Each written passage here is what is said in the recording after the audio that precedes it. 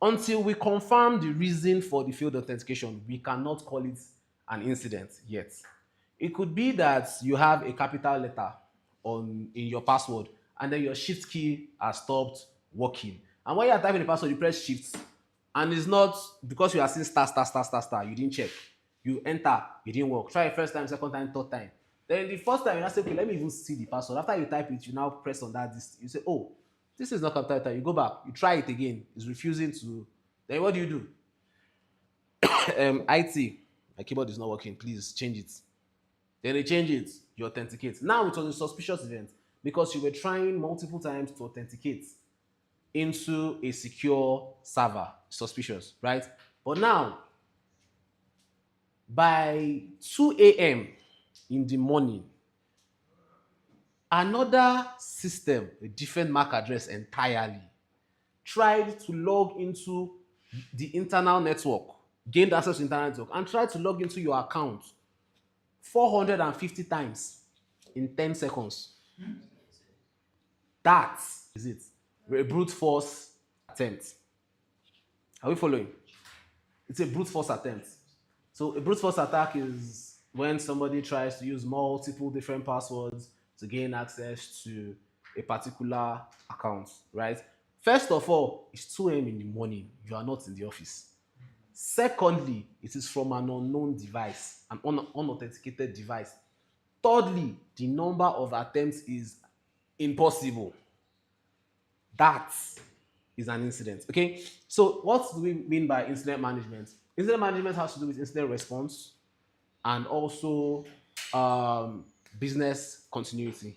Okay, what is incident response? When an incident happens, how do you rectify the incident?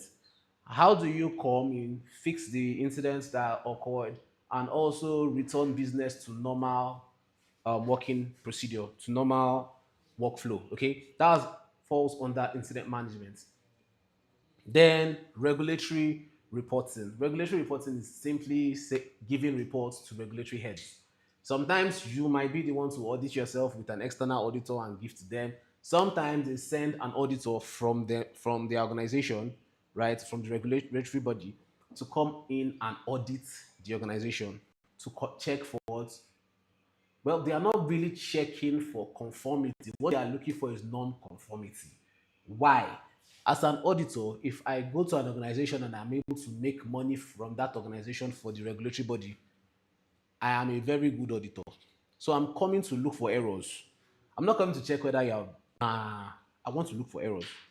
I want to audit you and make sure you are making mistakes. Find all the possible ways, right? Are we following? So when we talk about regulatory reporting, we're just talking about auditing the organization, whether with an external auditor or regulatory body, to make sure that this organization is conforming with rules and regulations. Okay. Now, next is types of compliance. We have regulatory compliance, internal compliance, and standard compliance. From the name, we should be able to tell the difference between the three, right? Regulatory compliance is what? The organization, making sure it complies with like ISO or that That is standards. standards. That's standards. Okay. Regulatory compliance is like a bank conforming to CBN's regulations, like a telecom company conforming to what NCC regulations, like a university conforming to what NUC regulations. Okay, those are regulatory compliance. So like in healthcare, HIPAA is not under regulatory standards. HIPAA is standards, not regulatory.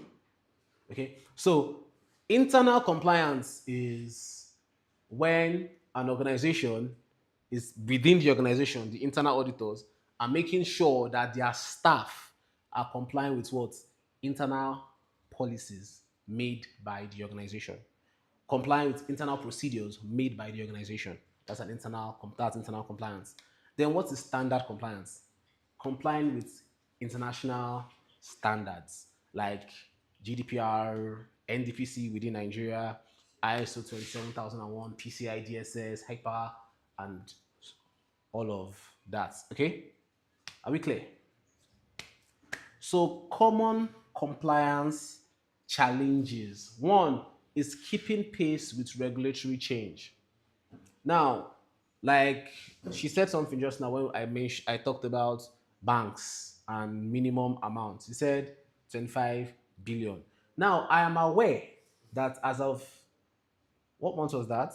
I think March this year, they were increasing the minimum amount for tier one microfinance banks. Tier one microfinance banks, I think they were on 200 million then. They were raising it up to 1 billion naira minimum in their accounts for you to be able to get licensed to a tier one microfinance, to run the tier one microfinance bank. Meaning that if you don't have up to that, you need to look for who to merge with or raise the money in your account. Now, for them to be increasing that for tier one, it means that for tier two, tier three microfinance banks, they will also raise it. And then for commercial banks, they must also raise it. Are we following? So if you are not informed, no excuses. If you are not informed and you don't meet up with regulatory requirements, you'll be fined or your license will be revoked. Are we following? Are we following? So for common compliance challenges, the first one is keeping pace. Regulations change from time to time, so you have to always be up to date with regulatory standards. Okay. Now, proving compliance to regulators. Proving compliance to regulators can be a challenge. Why? Because, like I said earlier, the regulators want to make money off you. And auditing an organization, especially very big organizations, could be very cumbersome. Okay, so proving your regulation, your compliance to these regulatory bodies might be challenging. That's why we have a GRC framework or GRC structure that part of their job is to continuously audit and also continuously make sure they give reports as at when due. Okay. Now, moving on, we have balancing compliance burden with business efficiency. Normally, the fact that you need to comply with a lot of regulations might reduce the efficiency of your business. In fact, in the sense that there are some things you might want to do that the regulatory bodies will not permit. Let me give an example. There was, I think, up to now, Glow in Nigeria still has the cheapest data. Their data is the cheapest. I'm not going to go into why now. Probably some other class. Okay, we're done with this. Probably some other time we'll talk about that. But the even as we are saying that their data is the cheapest currently, they were forced to, I think some years back, like 6, 7 years back, they were forced to raise their tariff plans. Why? It's the plans that they were giving the public was not creating competition. Every other network is saying 1,000 naira for 1.5 gig. Glo is telling you, yeah, bring 200. There is no competition. That simply means that everybody that is not really, even if you are working safe, you will most probably go for that cheaper data. I mean, that's if Glo is working in your, if the network is good in your, you will most probably go for that cheaper data. So what did the regulatory head, the regulatory body said, oh yeah, all of you come, sit down. This is not fair. It's not fair. So what we'll do is this. Glow, you come up. You people too, come down. Let's meet at the middle. There was a reason for that. And Glow happily complied. What's their own? More money. True or false? If I was the C, if I was Adenuga, then I will also comply. But that's that about that. Right? So the reason for, so these guys now that were like, okay, it's not fair. The other telecommunication companies had to find a way to still continue being as efficient as they are and also comply with the regulation. Meaning, we have to find a way to get cheaper data to these guys for give them the same value for less. Had to balance it up. So we are seeing that balancing compliance burden with business efficiency could be pretty difficult sometimes. Now the next is managing compliance across multiple jurisdictions. Now, this goes for organizations that are multinationals. The policy and procedures that you use in Kenya or Uganda or India might not be applicable in Nigeria. But you still need to make sure that the policies that you are setting for this other jurisdiction is something that will help with seamless operations across all jurisdictions. Okay?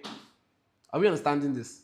So, managing compliance across multiple jurisdictions might be very difficult. Okay? Let me give an example. Some countries don't care where you save their information, the information of their citizens. I'm not going to call any country now, but some countries really don't care, right? But you see, EU, part of their GDPR says that you must store every information of residents or citizens of the EU inside the EU. Meaning, if you are going to do business in EU, you must use server spaces within that region. And but then you're working with United States, Nigeria, and other countries, meaning that their information must be there, and you must also find a way to save other people's information in a way that they can always, how will I put it? They can always pull out the information, but it would never ever leave that region. The information will not be saved in anywhere outside that region. Are we seeing issues now? Do we get this? Do we understand this? Okay, so that's how managing compliance across different jurisdictions works. Okay, the last is demonstrating compliance culture versus checkbox compliance. This is simply saying compliance culture is what we actually do in the organization, while checkbox compliance is what we have written down. We might have policies and procedures that are written down rules, but the organization does not actually do them. Do we get it? Do we understand? So, demonstrating compliance culture versus checkbox compliance, simply saying that you should practice what you say you are practicing. Don't just have written down rules, written down policies, written down procedures without actually implementing those rules, policies, and procedures. Okay? So that is that about compliance. Does anybody have any questions based on what we've done so far? We all understand. Wow. People online, you understand too? Okay. Either I'm a very good instructor or you guys are just very smart. So let's talk about GRC maturity models.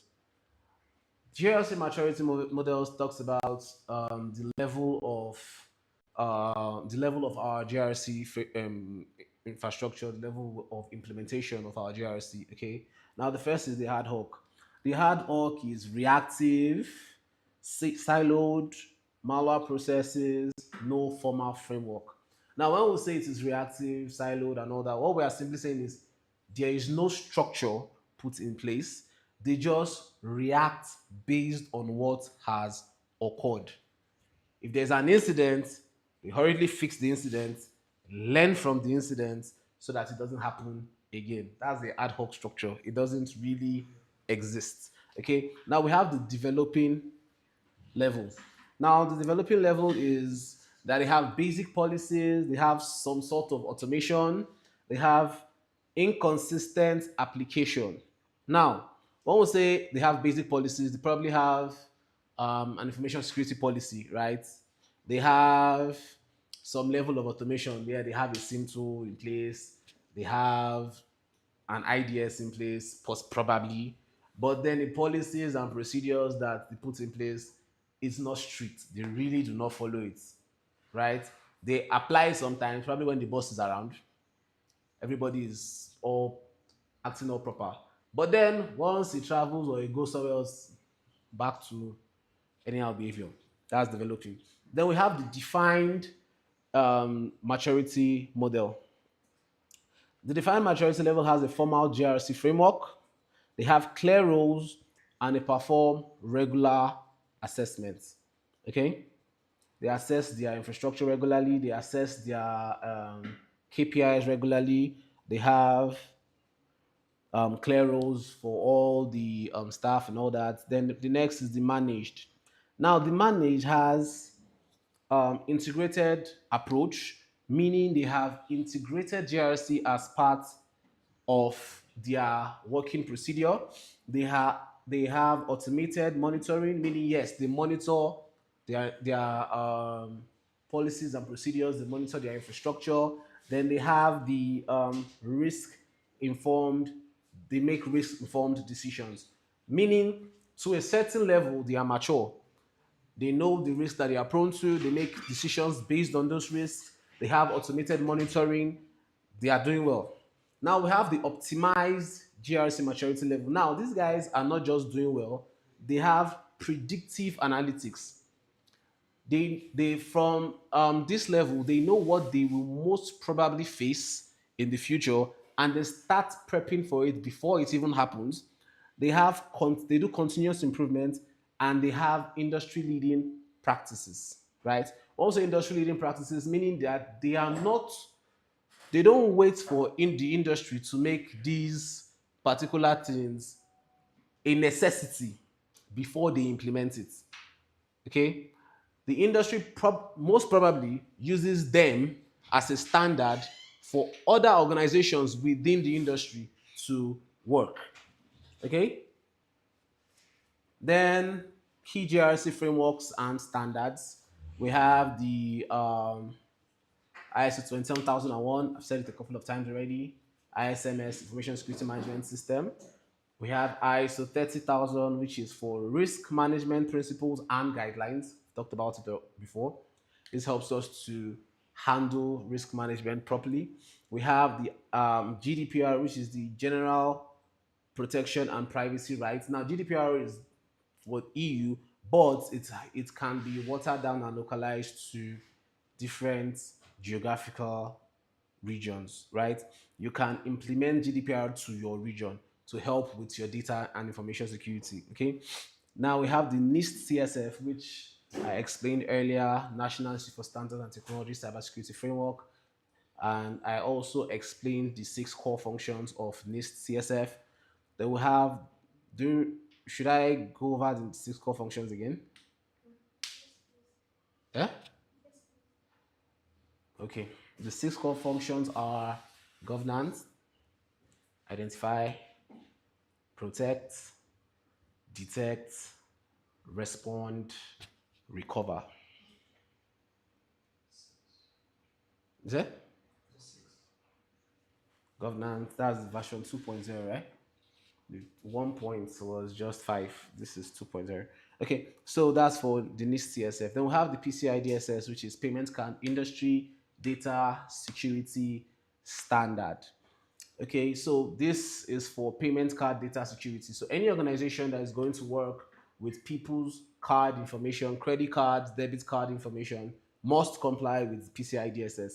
Then we have DORA, which is for digital operational resilience for financial entities. Okay, so this is when we talk about digital operational resilience, we are simply talking about being resilient to possible attacks.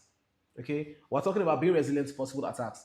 Now, when I say possible attacks, it means if there is an intrusion, if there is a breach, if there is supposed to be a denial of service, or for any reason, you are resilient. You can continue working or continue rendering this service even when there is an issue.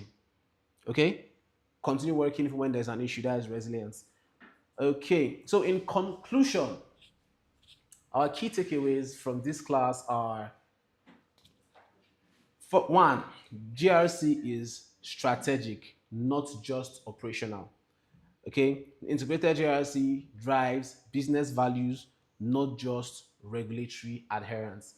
Okay, this is just saying that Apart from applying, adhering to regulations, adhering to rules, GRC should help push the company towards its goals. Okay, that's how I talked about seamless integration of GRC into business processes and procedures. Okay, it is integration is essential. It is breaking down silos between governance, risk, and compliance creates efficiency and effectiveness. Okay, technology accelerates GRC maturity. Modern GRC platforms enable real-time risk visibility and automated compliance. Culture is the foundation. The most successful GRC programs are built on culture of ethics, accountability, and transparency. Last but not least, continuous evolution is required. The regulatory landscape and threat environment are continuously changing, so GRC must adapt. With this, we have come to the end of today's class. Does anybody have any questions for me? We still have 6 minutes to spare.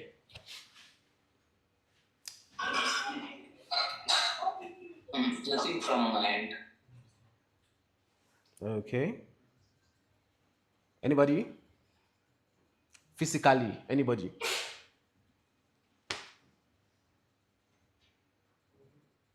Okay, so check the WhatsApp group. They will drop the assignments for you guys. Are also on the classrooms, the Google Classroom. They'll drop your assignments. So please make sure you engage, do them, and see you same time on Monday.